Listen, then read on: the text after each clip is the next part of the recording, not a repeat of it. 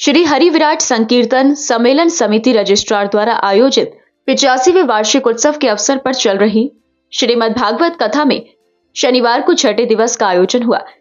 विश्व विख्यात भागवत भास्कर कृष्ण चंद्र शास्त्री जी ने अपने मधुर वचनों से कथा रस की अमृत वर्षा करते हुए भगवान श्री कृष्ण के 16,108 विवाहों का विस्तृत वर्णन किया। महाराज जी ने कथा के माध्यम से संबंधक मणि उपाख्यान सुनाया और समझाया कि इस कथा का श्रवण करने से व्यक्ति कभी कलंकित नहीं होता। उन्होंने काशी के राजा पौंडक की कथा का भी उल्लेख किया, जो स्वयं को भगवान बताने का प्रयास करता था। महाराज जी ने आज के संदर्भ में कहा कि हमें श्री कृष्ण, राम, शिव जैसे देवताओं के अतिरिक्त किसी भी व्यक्ति को भगवान की उपाधि नहीं देनी चाहिए। वे सम्मानित और पूज्य हो सकते हैं, लेकिन भगवान नहीं। महाराज जी ने सुदामा चरित्र का वर्णन करते हुए सच्ची मित्रता की परिभाषा को विस्तार से समझाया। उन्होंने कहा कि भागवत कथा का सार भगवान के नाम और भजन में है। कथा के विश्राम दिवस पर भक्तों ने सामूहिक आरती की और भगवान का आशीर्वाद प्राप्त किया। भजन संध्या का आयोजन रविवार 29 दिसंबर को पंचायत भवन परिसर में शाम 6 बजे साध्वी पूर्णिमा जी पूनम दीदी द्वारा भजन संध्या का आयोजन किया जाएगा। सेवा और भंडारे का आयोजन कथा स्थल पर कल्याणी दरबार सेवा समिति मुरादाबाद शाखा ने पादुका सेवा की और मनोकामना श्री हनुमान मंदिर सेवा समिति संजय त्यागी व साथी ने जलपान सेवा की। संध्या की ओर से महाप्रसाद भंडारे का भी आयोजन किया गया। इस अवसर पर भागवताचार्य डॉक्टर जगदीश प्रसाद कोठारी, मनोज रस्तोगी और मुख्य यजमान परिवार सहित कई भक्त उपस्थित रहे। कार्यक्रम स्थल पर समिति के पदाधिकारी सुनील कुमार अग्रवाल, अध्यक्ष एडवोकेट विजय कुमार अग्रवाल, मंत्री एडवोकेट चक्रेश लोहिया, संजय गोयल, पुनीत टंडन, अरुण कपूर, संजय मेहरोत्रा, पंकज मेहरोत्रा, अश्विनी रस्तोगी, चमन कक्कड़, सुरेंद्र वर्मा और वसंत जोशी ने भी भाग लिया। कथा के माध्यम से श्रद्धालुओं ने आध्यात्मिक ऊर्जा प्राप्त की और भगवान श्री कृष्ण की लीलाओं का रसास्वादन किया। लोकोत्तर प्रतिभा का धनी, समाज की विसंगतियों को मिटा करके सबको मुख्य धारा में रहकर जीने का अधिकार देने की लीला मेरे योगेश्वर कृष्ण की लीला। एक और राजा था, उसका नाम था भौमासुर, जिसे हम भूदेवी कहते हैं। मेरे बेटे को कभी मारना नहीं। भगवान नारायण का तुम्हारे बेटे को हम क्यों मारेंगे, वो तो मेरे ही पुत्र है।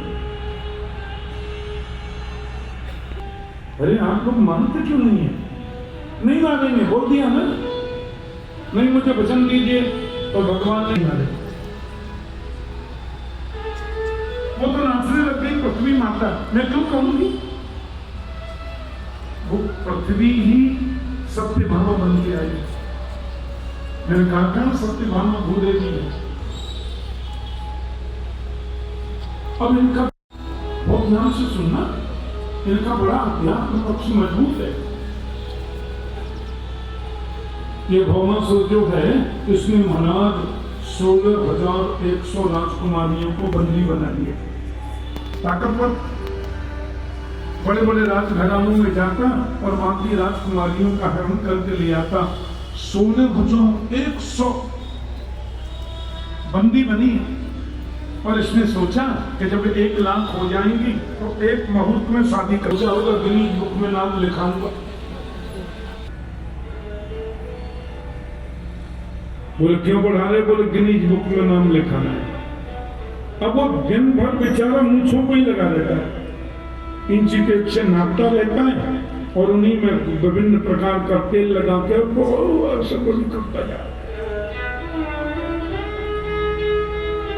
मैंने कमेंट लिख के भेजा था, अरे भले आदमी 8-8 घंटे तुम मूंछों की सफाई में और इनकी देखरेख में लगाते हो, इतनी देर बैठकर भगवान का नाम जपो तो तेरा कल्याण हो जाए, तुझे भगवान मिल जाए। बोले मैं अपनी मूंछों से जीप को बांधकर खींचू। जीप होती है ना, कार, बताओ। अरे मैंने डालडा युक्का आदमी है, उखड़ जाएंगी सारी मूंछें। मूंछों से खींचेंगे, क्या पता ऐसे ही वो तुरंत मिजाज आदमी रहा होगा। 1 लाख होंगी तो शादी करूंगा, देवताओं ने भगवान के पास सूचना भेजी, प्रभु कुछ करिए। भगवान भौमासुर के यहाँ जा रहे थे तो सत्यभामा बोली कहाँ जा रहे? बोले बड़ा दुष्ट है उसे, बोले मैं भी चलूंगी। भगवान ने एक बात भी मना नहीं किया, बोले चलो बैठो घर पर, और आज तो तुम्हारी जरूरत है। भगवान भौमासुर के पास में गए और उसने जो युद्ध किया उसमें से भगवान केवल बचाव कर रहे हैं, वो शस्त्र चलाता है, भगवान बच जाते हैं। लड़ते लड़ते बहुत समय हो गया तो सत्यभामा जी ने कहा, साथ में बैठे थे, आप इस दुष्ट को मार क्यों नहीं देते, नाटक क्यों करते?